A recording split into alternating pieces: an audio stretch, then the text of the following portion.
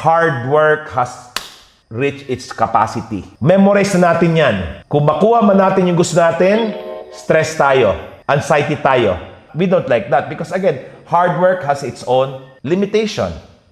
Some people are not hardworking. They're also smart working. Yes, I love smart working. However, ideas can also change anytime, all the time. Strategic work is also something that's important. But however, if we rely on strategy, if we rely on smartness, if we rely on our hard work, all of these things are impermanent. And therefore, definitely, you'll always be afraid if this is taken away from you because you have to keep on working again and again. What if you truly embrace that your only job here is to go back to your true nature as a beautiful, perfect creation, limitless God that you are just embracing. And a lot of times, we cannot understand this because again, this is what I call faith work. Yung bang tibong maniwala ka lang.